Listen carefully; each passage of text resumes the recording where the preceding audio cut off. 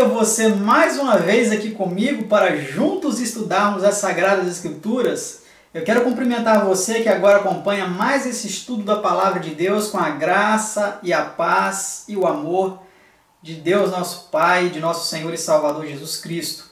Que bom que você está aí. Você convidou algumas pessoas para assistir esse estudo? Não?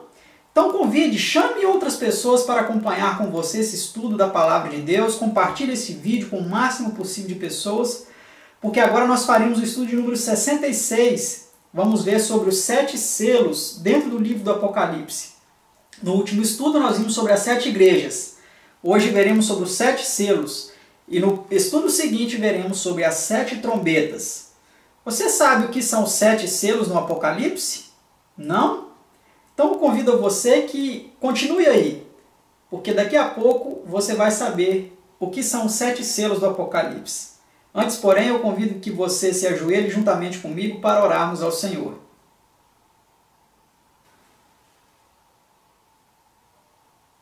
Pai Santo, Pai amado, como é bom, Senhor, estudar a Tua Palavra com os nossos telespectadores, nossos ouvintes, nossos amigos, irmãos, que em várias partes agora, Senhor, deste país, até em outros países também, estão acompanhando este estudo para compreender, Senhor, um pouco mais da Tua Palavra. Te agradeço, Senhor, por essa oportunidade. Peço que o Senhor esteja com cada um deles, nos abençoando, nos iluminando, nos ajudando, Senhor, a compreender plenamente a Tua vontade para nós. Abençoe, Senhor, os nossos ouvintes, os nossos telespectadores. Se algum, Senhor, está passando por algum problema difícil de ordem física, de problema de saúde, ou um problema financeiro, familiar, queira, Senhor, repreender todo o mal e derramar Tuas ricas bênçãos sobre cada um deles, Senhor. São bênçãos que nós Te suplicamos, com perdão das nossas faltas, em nome por amor do Seu amado Filho unigênito, nosso Senhor e Salvador Jesus. Amém, Senhor. Como dissemos, vamos então agora estudar sobre os 7 selos do Apocalipse. O que são os 7 selos? Será que são como se fossem selos de cartas? Cada um com uma figura diferente? Ou são outras coisas que, porventura, não compreendemos muito bem? Vamos saber agora o que são os 7 selos do Apocalipse. A primeira pergunta diz o seguinte: que viu São João, o revelador, à mão direita do que se assentava no trono? Vamos ver o que ele viu. E vi na destra do que estava sentado sobre o trono um livro, escrito por dentro e por fora, selado com 7 selos. Apocalipse 5, versículo 1. Então aí João ele viu um livro escrito por dentro e por fora, selado com 7 selos. Os selos da antiguidade, eles eram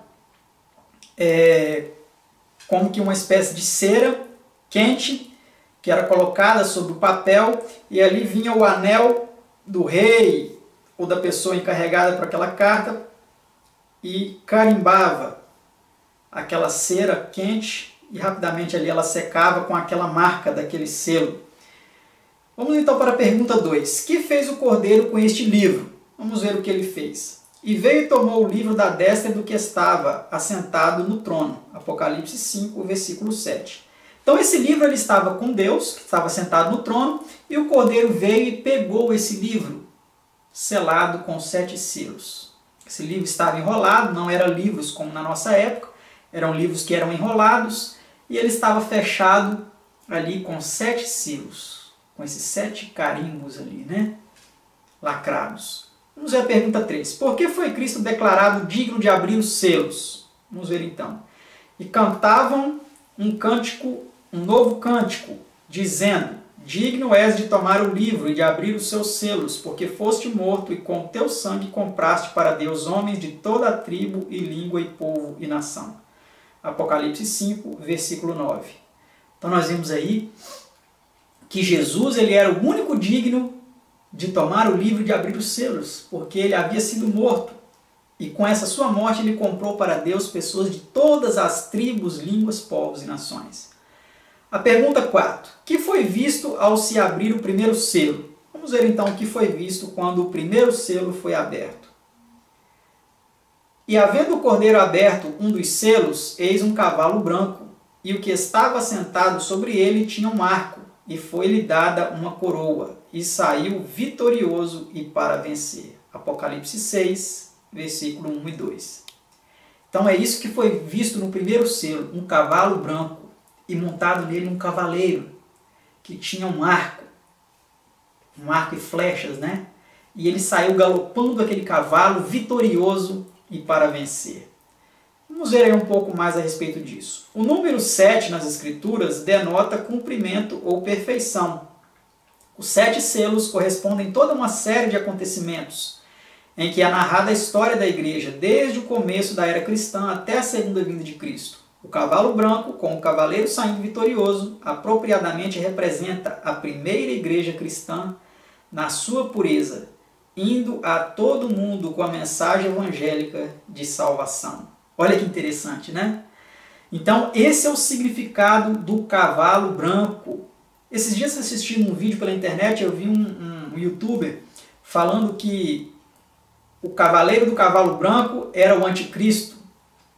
Que interpretação mais absurda, né? Como o anticristo, uma pessoa do mal, pode ser representada por o branco, que é símbolo de pureza, não tem nada a ver, né? Então nós vemos aí que o cavalo branco representa o primeiro período da igreja cristã, um período de pureza, um período de vitórias, onde o evangelho foi vitorioso, alcançou o mundo inteiro. Vamos para a pergunta 5. Que surgiu ao ser aberto o segundo selo? E havendo aberto o segundo selo, saiu outro cavalo vermelho, e ao que estava sentado sobre ele foi dado que tirasse a paz da terra, e que se matassem uns aos outros, e foi-lhe dada uma grande espada. Apocalipse 6, 3 e 4. Vemos aí nessa nota a explicação sobre esse período. Como a brancura do primeiro cavalo revela a pureza do evangelho que seu cavaleiro propagava, assim a cor do segundo animal deve mostrar que a corrupção se deveria manifestar ao tempo a que este símbolo se aplica. É verdade que tal estado de coisas sucedeu à Igreja Apostólica. Falando do segundo século, Warrey, em sua História da Igreja, página 39, diz: o cristianismo começou então a vestir-se do garbo do paganismo. A semente de muitos erros que posteriormente invadiram a igreja tão completamente, marearam-lhe a beleza, desvaneceram-lhe a glória, tomavam já raízes. O mundanismo entrava, a igreja procurava a aliança do poder secular, e dificuldades e perturbações foram o resultado. Este período se estende do fim do primeiro século ao tempo de Constantino, quando se efetuou completa união entre a igreja e o Estado. Então, nesse período aí, né, o período do cavalo vermelho, onde foi dado que tirasse a paz da terra, que se matasse uns aos outros, foi o grande período de perseguição ali, após os triunfos da igreja apostólica, né, onde muitas pessoas também foram mortas e a corrupção começou a adentrar a igreja. Vamos para a pergunta 6. Qual era a cor do símbolo sob o terceiro selo? E havendo aberto o terceiro selo, ouvi dizer ao terceiro animal: vem e vê. E olhei, e eis um cavalo preto, e o que sobre ele estava sentado tinha uma balança em sua mão. Apocalipse 6, versículo 5. Na nota nós temos a explicação. O cavalo preto muito bem representa a escuridão espiritual que caracterizou a igreja do tempo de Constantino até o estabelecimento da supremacia papal em 538 Anno Domini. Da condição imperante do quarto século, Warrey, página 54, diz: o cristianismo tornara-se popular, e uma larga proporção, talvez a grande maioria dos que o aceitavam, apenas tomavam o nome, recebiam o rito do batismo, conformavam-se com algumas cerimônias externas da igreja, enquanto no coração e no caráter moral eram tão pagãos quanto antes. Com um dilúvio, o erro e a corrupção invadiram a igreja. Então, por que foi usado o símbolo ali da balança, né? Porque agora interesses financeiros, interesses escusos começaram então a dominar a mente daqueles homens que estavam ali no poder, no topo da hierarquia eclesiástica. Esses homens começaram a mercadejar a palavra de Deus. Pergunta 7. Qual era a cor e o caráter do quarto animal? E havendo aberto o quarto selo, ouvi a voz do quarto animal que dizia: vem e vê. E olhei, e eis um cavalo amarelo, e o que estava sentado sobre ele tinha por nome Morte, e o inferno o seguia. E foi-lhes dado poder, né, para matar a quarta parte da terra, com espada e com fome, e com peste, e com as feras da terra. Apocalipse 6, 7 e 8. Então nós vemos aí que neste período foi um período também de muita mortandade, de muita peste. Foi o grande período aí da Idade Média, onde houve muitas pestes, né? Peste negra, grandes e grandes pestes, mortes, perseguições, espadas, as inquisições por todos os lados. Foi um período muito terrível, né, da história cristã. Pergunta 8. Ao abrir-se o quinto selo, o que foi visto sobre o altar? Vamos ver então o que foi visto sobre o altar aí. E havendo aberto o quinto selo, vi debaixo do altar as almas dos que foram mortos, por amor da palavra de Deus e por amor do testemunho que deram. Apocalipse 6, versículo 9. Vamos ver aí a pergunta 9, esclarecendo um pouco mais a respeito disso. O que se diz estarem fazendo esses mártires? E clamavam com grande voz, dizendo: até quando, ó verdadeiro e santo dominador? Não julgas e vingas o nosso sangue dos que habitam sobre a terra. Apocalipse 6, 10. O cruel tratamento que haviam recebido clamava por vingança, assim como o sangue de Abel clamava a Deus desde a terra. Gênesis 4, 10. Não estavam no céu, mas debaixo do altar, sobre o qual haviam sido mortos. Sobre este ponto diz o Dr. Adão Clark: o altar está na terra, não no céu. Ver a nota da pergunta seguinte. Então nós vemos aí que essas almas debaixo do altar, não é que essas almas estavam vivas em algum lugar intermediário, clamando, não, isso é um simbolismo. Assim como o sangue de Abel, que já estava morto, mas o sangue dele simbolicamente clamava, né, por justiça, o sangue dessas almas debaixo do altar simbolicamente clamavam a Deus por justiça para que fosse vingado o sangue delas. Pergunta 10. Que foi dado a esses mártires? E foram dadas a cada um compridas vestes brancas, e foi-lhes dito que repousassem ainda um pouco de tempo, até que também se completasse o número dos seus conservos e seus irmãos, que haviam de ser mortos como eles foram. Apocalipse 6, verso 11.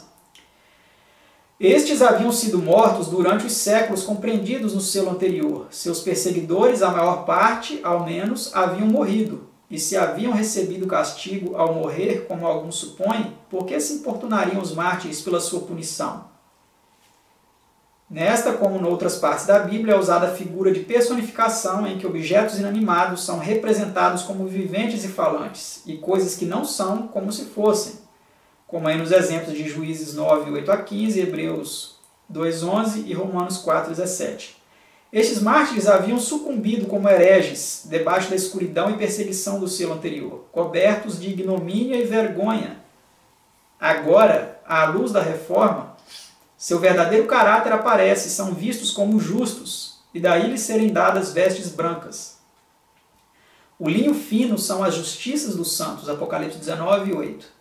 Justiça lhes é atribuída, e após haverem repousado por mais um pouco debaixo do altar, até que outros, que deveriam perecer por causa da fé, o seguissem, juntos então haverão de despertar para a vida e a imortalidade. Então essas almas, elas estão mortas, assim como outros estão morrendo também hoje por causa do Evangelho. E no dia que Cristo voltar e esses justos forem ressuscitados, a sua recompensa será dada. Pergunta 11. Que foi visto primeiro ao ser aberto o sexto selo?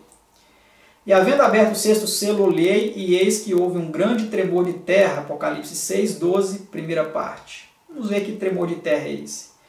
Isso sem dúvida se refere ao grande terremoto de 1º de novembro de 1755, geralmente conhecido como o Terremoto de Lisboa, cujos efeitos foram sentidos numa área de 8 milhões de quilômetros quadrados. Lisboa, Portugal, cidade que contava com 150 mil habitantes, foi quase inteiramente destruída. O abalo do terremoto, diz o Sr. Sears, em sua obra Maravilhas do Mundo, página 200, foi seguido imediatamente da queda de todas as igrejas e conventos, de quase todos os edifícios públicos e a quarta parte das casas. Cerca de 2 horas depois, o fogo irrompeu em diferentes lados e graçou com tal violência pelo espaço de 3 dias que a cidade foi completamente desolada. O terremoto ocorreu num dia santo, quando as igrejas e conventos estavam repletos, sendo poucas as pessoas que escaparam. O terror do povo não pôde ser descrito, ninguém chorava, era além das lágrimas, corriam todos de cá para lá, delirando de horror e pasmo, batendo na face e no peito, gritando: misericórdia, o mundo vai se acabar. Mães esqueciam seus filhos e corriam à roda, carregando crucifixos. Desafortunadamente, muitos corriam às igrejas em busca de proteção, mas em vão foi ministrado o sacramento, e em vão as pobres criaturas abraçavam os altares. Imagens, sacerdotes e povo foram soterrados na ruína comum. 90.000 pessoas se presume terem sucumbido naquele dia fatal. Então, meus amados, foi algo realmente muito terrível quando o 6º selo foi aberto e esse terremoto, esse grande terremoto, aconteceu. A história ela descreve com detalhes horrendos o que aconteceu nesse dia. Vamos para a pergunta 12. Que deveria seguir o grande terremoto? O que deveria acontecer após esse terremoto, né? E o sol tornou-se negro como um saco de silício, e a lua tornou-se como sangue. Aí na continuação de Apocalipse 6:12, a última parte, né? Então, após esse terremoto, o sol tornou-se negro, né, como saco de silício, e a lua vermelha como sangue. Isso se refere ao dia escuro de 19 de maio de 1780, quando a escuridão foi tal que deu a impressão geral de que o dia de julgamento estava próximo, né? Então aí nós temos os 7 selos, né? O do cavalo branco, de 31 a 100, que é o período de pureza. Do ano 100 ao ano 323, o cavalo vermelho, que é o tempo de perseguição. Esse período é o mesmo período das 7 igrejas, mas agora aqui em forma de selos. O período das igrejas mostrando a parte espiritual, a situação espiritual do cristianismo. Aqui o período dos selos mostrando a parte social do que aconteceria, né? Podemos dizer assim. E no das trombetas vamos ver a parte política, né? O período do cavalo preto, aí, então, de 323 ao ano 538, que é o período de apostasia. De 538 a 1517, o período do cavalo amarelo, na Idade Escura e as Inquisições. De 1517 foi quando começou a reforma até 1755, que foi as almas debaixo do altar, né?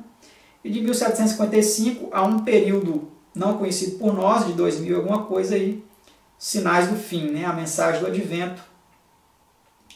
E depois o segundo advento com o silêncio no céu. Esse é o período então dos 7 selos, né? Vamos para a pergunta 13. Que outro evento é mencionado sob este selo?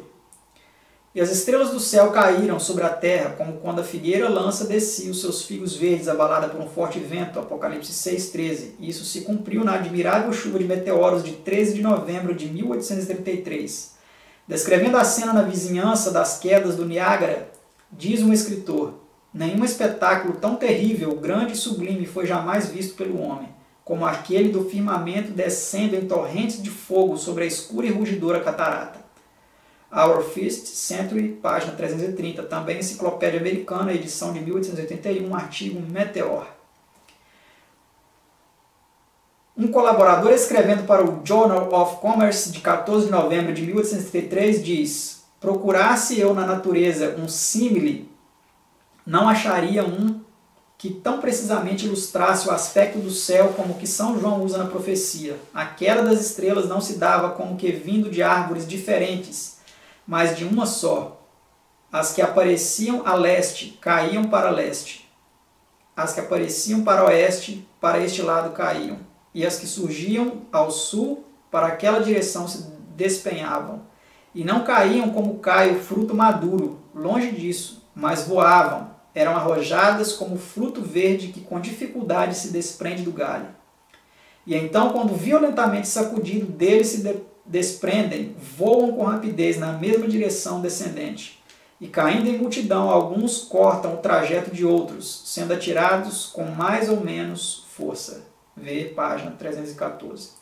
Então nós vemos aí, amados, que também foi algo terrível, grandioso, essa chuva de estrelas que aconteceu. Todas essas profecias, amados, já se cumpriram. Vemos aí nesses relatos históricos, né? Pergunta 14. Qual o evento seguinte mencionado?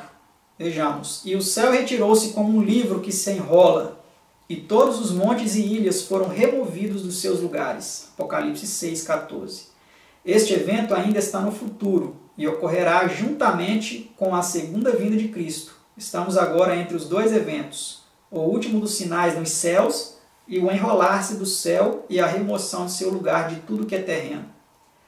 Os grandes sinais aqui mencionados, que assinalam a proximidade da segunda vinda de Cristo e a subversão das coisas terrenas, estão todos no passado, e o mundo aguarda o soar da última trombeta, como a cena final do drama terrestre. Então, quando Jesus voltar, os céus vão se abrir, vão se desenrolar como um pergaminho, como um livro que se enrola, né? Este é a próxima cena da profecia. Mas nesse ínterim, várias coisas estão acontecendo, né? Pergunta 15. Como comoverá o mundo esse grande acontecimento? E os reis da terra, e os grandes, e os ricos, e os tribunos, e os poderosos, e todo servo, e todo livre, se esconderam nas cavernas e nas rochas das montanhas, e diziam aos montes e aos rochedos: Caí sobre nós, e escondei-nos do rosto daquele que está sentado sobre o trono, e da ira do Cordeiro. Porque é vindo o grande dia da sua ira, e quem poderá subsistir? Apocalipse 6, 15 e 17. Algumas traduções dizem, né?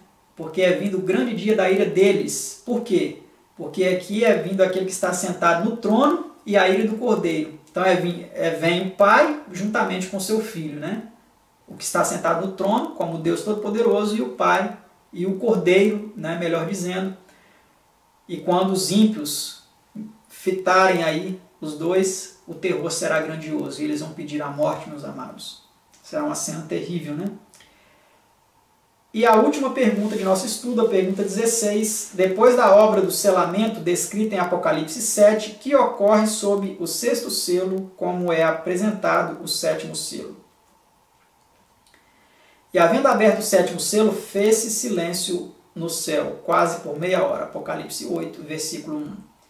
O sexto selo apresenta os eventos correlacionados com a segunda vinda de Cristo. O sétimo selo, muito naturalmente, portanto, deve referir-se a esse evento ou a algum resultado consequente. Quando Cristo vier, todos os santos anjos o acompanharão. São Mateus 25, 31.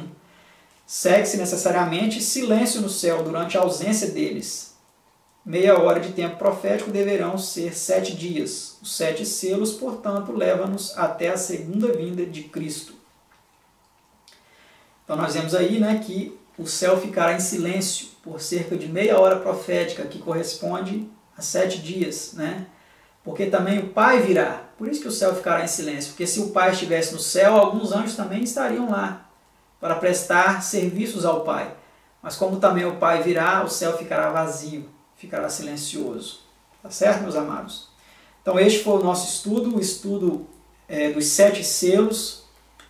Os 4 primeiros selos sendo os 4 cavaleiros do Apocalipse, depois tendo os outros 3 demais selos. Espero que vocês tenham compreendido, que Deus os abençoe, e até o nosso próximo estudo, então, que será sobre as 7 trombetas. Até mais!